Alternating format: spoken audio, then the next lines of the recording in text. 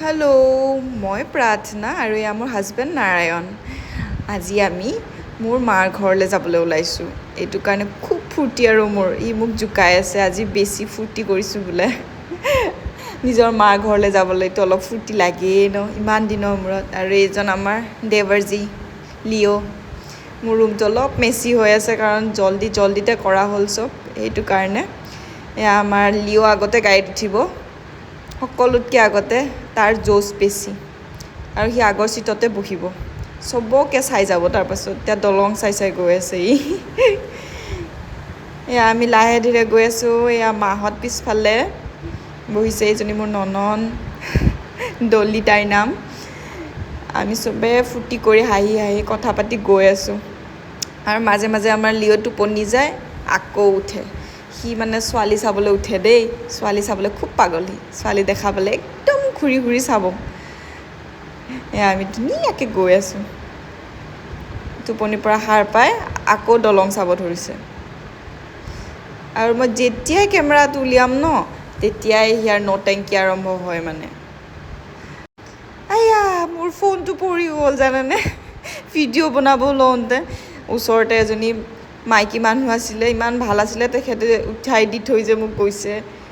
ইমান দুখ লাগিছিলে নহয়, গোটেই বোকা সোমালে। তাৰপিছত আমাৰ ঘৰলৈ যাওঁতে ৰাস্তাতে এটা শিৱ মন্দিৰ পায়, নাৰিকলি শিৱ মন্দিৰ বুলি কয়।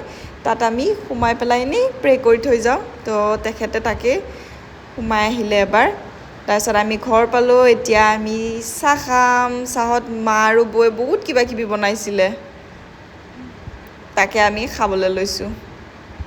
এওঁলোকে আগতে আৰম্ভ কৰিলে, আমি দুজনী খাবলৈ আহিছোঁ এতিয়া।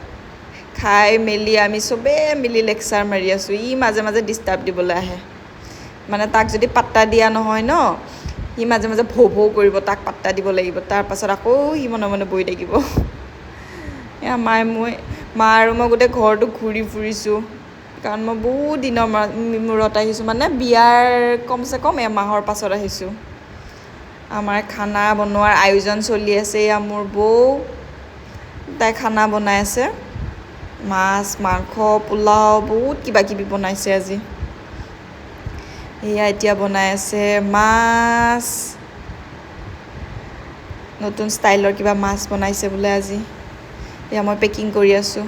মোৰ বিয়াত উঠা গিফ্ট কিছুমান লৈছোঁ, আৰু মোৰ কিছুমান দৰকাৰী বস্তু ঘৰতে আছিলে, তাকে লৈ লৈছোঁ পেকিং কৰি পেলাই। আৰু মায়ে মোলৈ কিবা কিবি খোৱা বস্তু বনাই দিছে, তাকে মায়ে কৈ আছে। ঘৰত বনোৱা ঘি, তাৰপিছত কিবা কিবি ফ্ৰুটছ, আমৰ আচাৰ, তেনেকৈ কিবা কিবি লৈ লৈছোঁ। আৰু এইজন শুই আছে। এতিয়া আমি খাম টেঙা আম। গুৱাহাটীত যে মই এনেকৈ টেঙা আম খাবলৈ নাপাওঁ, কাৰণ ডিউটিৰ কাৰণে দিনত টাইমেই নাপাওঁ। তো বহুত দিনৰ মূৰত ঘৰত খাইছোঁ আজি টেঙা আম। ইমান যে টেষ্টি আছিলে নহয়। আমাৰ লিঅ'ও খাই দে আকৌ টেঙা আম, তো তাকো লাগে, সেইকাৰণে টেঙা আম খুব খাই কাৰণে। এয়া আছিলে আমাৰ আয়োজন আজি। গোটেই মাছ মাংস চব বৌ আৰু মায়ে বনাইছে। এয়া চিনাকি পৰ্ব। আজি মই আপোনালোকক শ্বেয়াৰ কৰি, এয়া মোৰ দেউতা, মোৰ মা, এয়া মোৰ শাহু মা, এইজনী মোৰ ননন, আৰু এইজনী মোৰ বেষ্ট ফ্ৰেণ্ড, আৰু এইজনী মোৰ বৌ, আৰু এয়া মোৰ দাদা, আৰু মোৰ হাজবেণ্ড কেমেৰাৰ পিছফালে, আৰু তলত শুই আছে মোৰ দেৱৰজী লিঅ'। এয়া আমি ধুনীয়াকৈ দিনটো পাৰ কৰি এতিয়া ঘৰমুৱা হৈছোঁ, আৰু লিঅ' সিং আমাৰ মাজত।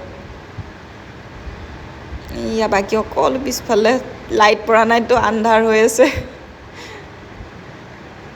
আমি চবে হাঁহি মেলি কথা পাতি আহি আছিলোঁ। মাজে মাজে আকৌ চেলেকিব ধৰে, আকৌ আমাক মৰম কৰে।